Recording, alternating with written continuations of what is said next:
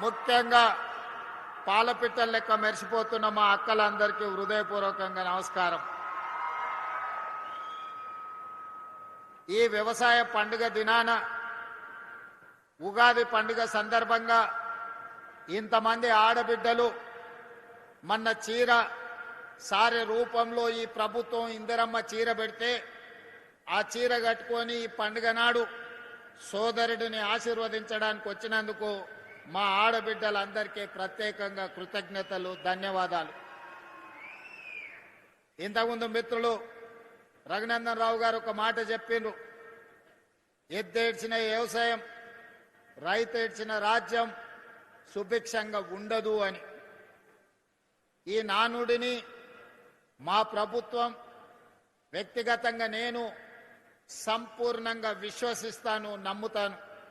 అందుకే ప్రజాపాలనలో ఎన్ని సమస్యలు ఎదురైనా, సంక్షేమానికి ఎన్ని ఇబ్బందులు వచ్చినా, ఆర్థిక పరిస్థితులు మమ్మల్ని ఎన్నో రకాలుగా ఇబ్బంది పెడుతున్నా, రైతులకు సంబంధించిన ఏ సంక్షేమ పథకాన్ని కానీ, రైతులకు అందించాల్సిన ఉచిత కరెంటు కానీ ఎక్కడా లోటు రానియకుండా, అదేవిధంగా రైతులు పండించిన పంటను చివరి గింజ వరకు కొనాలి అని కార్యక్రమంగా పెట్టుకొని, కొన్న పంటకు గిట్టుబాటు ధరనే కాదు 500 రూపాయల బోనస్ కూడా ఇచ్చి రైతుల కళ్ళల్లో ఆనందం చూడాలి అని ఈ ప్రభుత్వం నిరంతరం తాపత్రయపడుతుంది, ప్రయత్నం చేస్తుంది.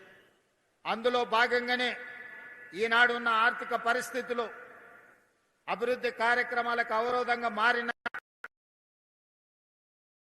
బట్టి విక్రమార్క గారితో మాట్లాడి రైతులకు మనం ఇస్తున్న రైతు భరోసా పెంచడమే కాదు, వాళ్లకు ఈరోజు సిద్దిపేట గడ్డ మీద నుంచి రైతు భరోసా నిధులను విడుదల చెయ్యాలని ఇంతకుముందు కంప్యూటర్లో తుమ్మల నాగేశ్వరరావు గారు ఇతర సహచర మంత్రివర్గ సభ్యుల సమక్షంలో 70 లక్షల మందికి 3600 కోట్ల రూపాయలు దాదాపుగా ఇవాళ బటన్ నొక్కితే రేపటిలోగా మీ ఖాతాలలో ప్రతి రైతుకు 70 లక్షల మంది రైతుల ఖాతాలలో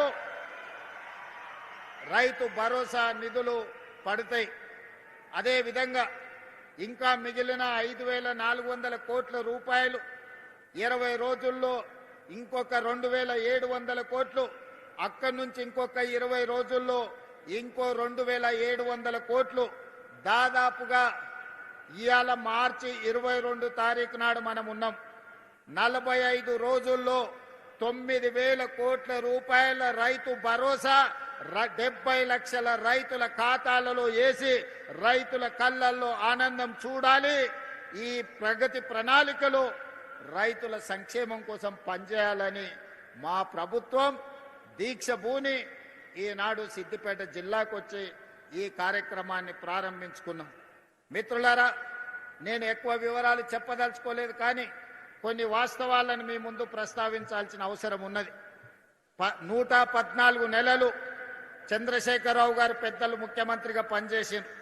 వారు పెట్టిన ఖర్చు సరాసరి రైతుల కోసం పెట్టిన ఖర్చు 2533 కోట్లు ప్రతి నెల ఖర్చు పెడితే, ఈనాడు మాన ప్రభుత్వం వచ్చి 28 నెలలైతే ఈ 28 నెలల సరాసరి ప్రతి నెల 5500 కోట్ల రూపాయలు ఈ రోజులో రైతు సంక్షేమం కోసం ఈ రోజు మన ప్రభుత్వం ఖర్చు పెడుతున్నది. ఈనాడు రైతులకు ఇస్తున్న 24 గంటల ఉచిత కరెంటు కావచ్చు, రైతులకు అందిస్తున్న గిట్టుబాటు ధర కావచ్చు, రైతులు పండించిన సన్న వడ్లకు 500 రూపాయల బోనస్ కావచ్చు, రైతు రుణమాఫీ కావచ్చు, రైతు భరోసా కావచ్చు, రైతు బీమా